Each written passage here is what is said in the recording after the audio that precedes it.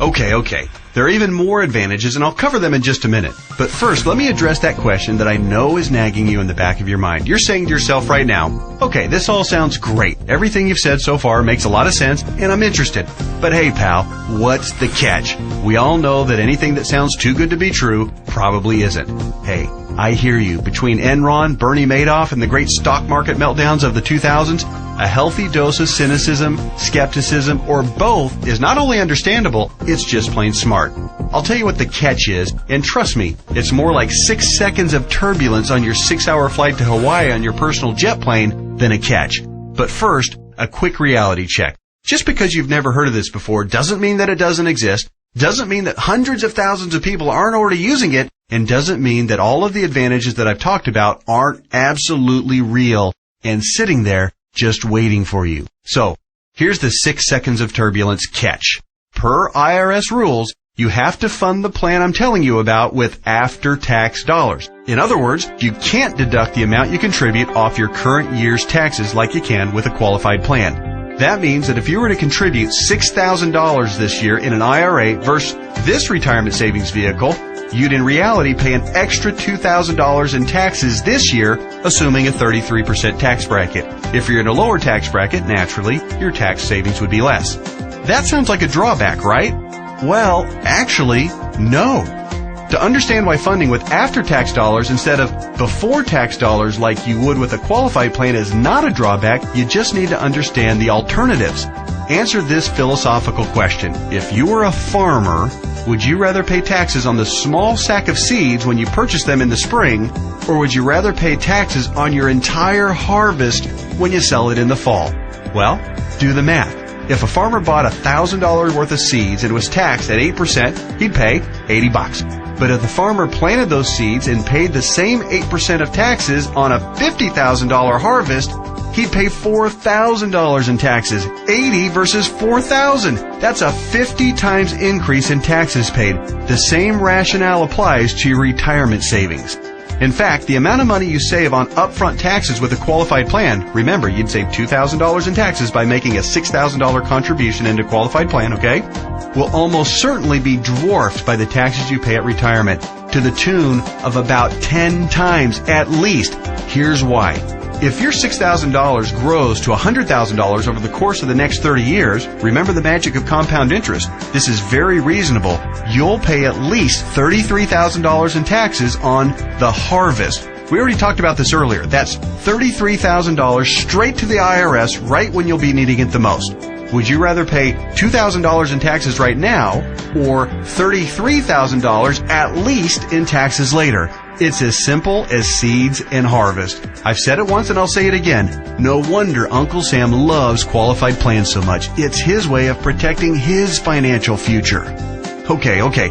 So let me go ahead and draw back the curtain and show you what the jet plane of retirement savings vehicle is. Just do me a favor and hear me out, because I'm going to admit it right now, right up front, it might sound a little, well, boring right at first.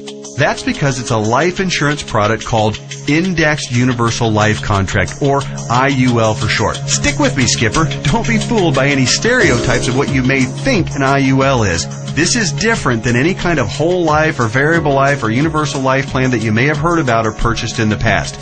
The fact is, IUL is a lot more about savings than it is about life insurance, although it does do a nice job of providing that too. Hopefully the tax advantages and principal protection advantages I've told you about are clear enough and big enough to keep you interested. But you also need to know that the IUL, when structured and funded properly, beats the pants off of any other kind of retirement savings plan in every comparison category that matters, including growth potential, risk avoidance, liquidity of funds, flexibility of contributions, flexibility of distributions, longevity of distributions, and fees. Everything. Listen, insurance companies, by law and by track record, are extraordinarily conservative. Yeah, I know that AIG tanked it, and you might be thinking that all insurance companies are going bust. Nothing could be farther from the truth. Life insurance companies that offer IULs, as a rule, have massive cash reserves. One company, as an example, had operating revenues in 2008, the worst year of the recession, of $14 billion. earnings of $1.3 billion, and cash reserves at the end of the year of $12.8 billion. There's a reason people think of life insurance companies as old, stodgy, conservative curmudgeons, because they are. Their stodgy curmudgeonness is also part of the reason you've never heard of an IUL before. Life insurance companies thrive with things like risk management, actuarial tables, and other boring life insurance stuff. But they don't know jack when it comes to communications. Go online right now and read their brochures. It's like reading hieroglyphics. Boring, painful, obtuse, hard to understand, and that's just the table of contents. But that doesn't mean that this product, Indexed Universal Life, is anything less than magnificent for creating wealth. The IUL, Indexed Universal Life, gets its name because it's indexed to the S&P 500, which simply means that it mirrors the growth of the S&P 500, which, for your information, has returned over 9% per year on average for the last 27 years, even with all the crummy years in the 1980s, right after 9/11, and 2007 and 8. Remember that? But here's the best part, and what makes an IUL so darn attractive as a retirement savings vehicle. The reason IUL accounts, when structured properly, won't lose principal is because the lowest return guaranteed by the contract is 0%. Or, in technical speak, they have a floor return of 0%. They can't lose money. If the stock market tanks for the year, your IUL contract doesn't take a big hit. It just stays even right where it is. Stated differently, an IUL locks in the gains during up years, but it doesn't participate in the down years. Take that, IRA. You can't even come close to competing with that. Everyone knows that portfolio losses are killers because you have to double up just to get back to even. You eliminate that risk with the IUL since your floor is 0% annual growth. No loss of principal. Compare that to the devastating 37.2% loss of the S&P 500 in 2008.